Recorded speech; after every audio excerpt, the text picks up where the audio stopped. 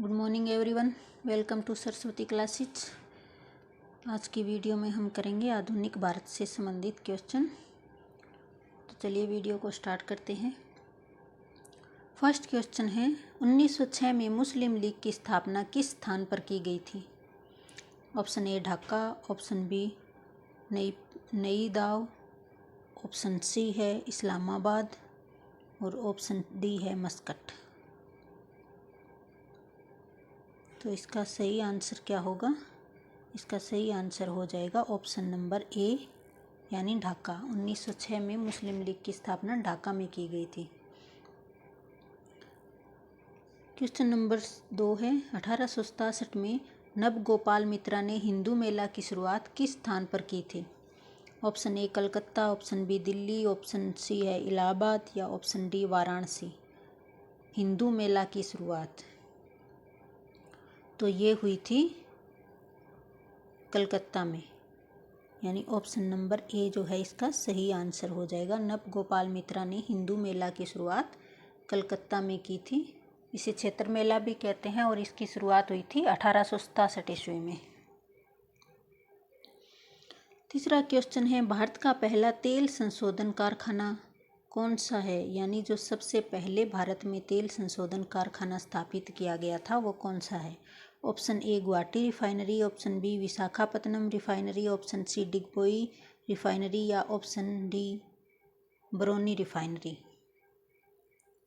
तो इसका सही आंसर हो जाएगा ऑप्शन नंबर सी यानी डिगबोई रिफाइनरी जो है सबसे पहले 19वीं शताब्दी में भारत में स्थापित की गई थी।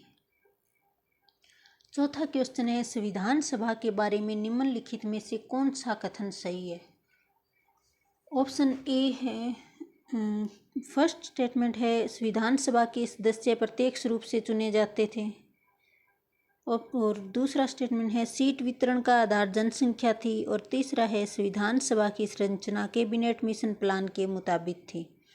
तुम्हें बताना है कि इसमें से कौन सा सही है, एक या दो, ऑप्शन बी है 2 या 3, ऑप्शन सी 1 या 3 या ऑप्शन डी सभी सही है।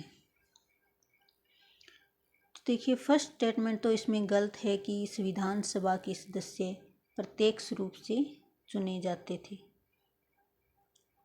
और दूसरा है सीट वितरण का आधार जनसंख्या थी, ये सही है। और तीसरा संविधान सभा की संरचना कैबिनेट मिशन प्लान के मुताबिक, तो ये भी सही है। अब पहला गलत है तो ये भी गलत हो गया और ये भी गलत हो गया और ये भी गलत हो गया। तो सही आंसर होगा ऑप्शन नंबर बी यानी 2 और 3 इसमें सही आंसर है। पांचवा क्वेश्चन है, ब्रिटिश सरकार के देशी रियासतों के संबंध के बारे में किस रिपोर्ट में कहा गया था कि सर्वोच्च सत्ता सर्वोच्च रहनी चाहिए? ऑप्शन ए हंटर आयोग रिपोर्ट में, ऑप्शन बी स्टॉर्च आयोग रिपोर्ट में, ऑप्शन सी बटलर आयोग रिपोर्ट में या ऑप्शन डी कैंपबेल आयोग रिपोर्ट में। तो इसका सही आंसर हो जाएगा ऑप्शन सी बटलर आयोग रिपोर्ट के अंदर ये कहा गया था कि सर्वोच्च सत्ता जो है सर्वोच्च रहनी चाहिए। और छठा क्वेश्चन है, निम्नलिखित में से कौन बंगाली नाटक का पथ प्रदर्शक था? Option A Bankim Chandra Chatterjee, option B Michael Madhusudan Dutta, option C Michael Madhusudan Dutta या ऑप्शन डी अरबिंदो घोष। तो छठे क्वेश्चन का सही आंसर हो जाएगा माइकल मधुसूदन। यहाँ आप इसको करेक्ट कर लीजिए, ऑप्शन बी और सी में सेम ही ऑप्शन दे दिए गए हैं। तो माइकल मधुसूदन दत्ता जो है 19वीं शताब्दी के प्रसिद्ध बंगाल के कवि और नाटककार थे जिन्होंने बंगाल नाटक का पथ प्रदर्शन किया था। क्वेश्चन नंबर 7 है, राष्ट्रगान जनगण मन पहली बार कब गाया गया? ऑप्शन ए कलकत्ता में 1911 में, ऑप्शन बी कलकत्ता 1912 में, ऑप्शन सी दिल्ली में 1911 में या ऑप्शन डी दिल्ली में 1912 में। तो राष्ट्रगान सबसे पहली बार कब गया था? ये गाया गया था 1911 में कलकत्ता में। ऑप्शन नंबर ए इसका सही आंसर हो जाएगा। और जनगण मन रविंद्रनाथ टैगोर के द्वारा लिखा गया था और इसे पहली बार कांग्रेस के कलकत्ता अधिवेशन में 1911 में 27 दिसंबर को गाया गया था और 24 जनवरी 1950 को इसे संविधान सभा के द्वारा अपनाया गया था। 8वां क्वेश्चन है, अंग्रेजों की सहायक गठबंधन की नीति का पहला शिकार कौन बना?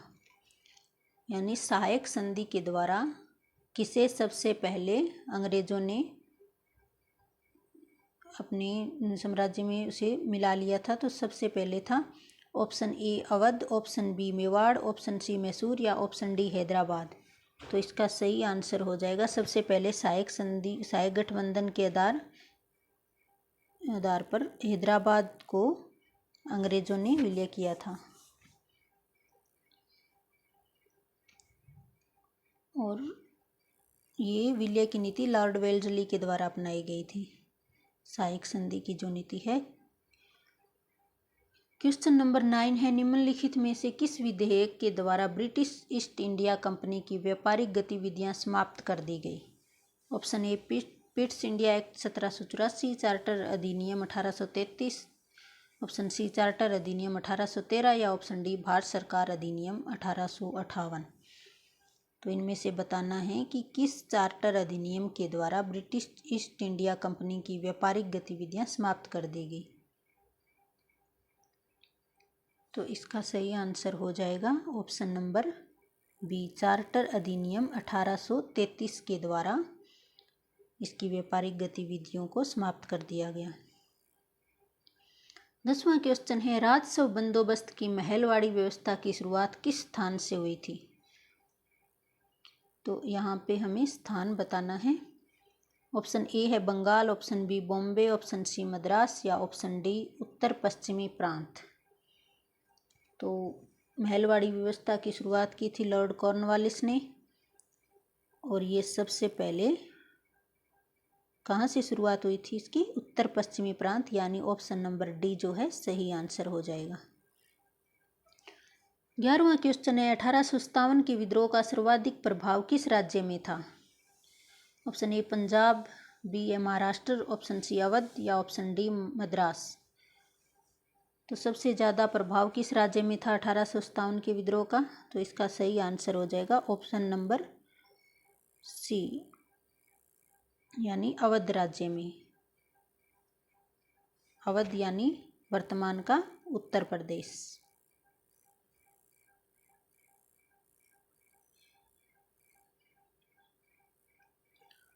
12वां क्वेश्चन है, भारत में पश्चिमी शिक्षा का मैग्ना कार्टा किसे कहा जाता है?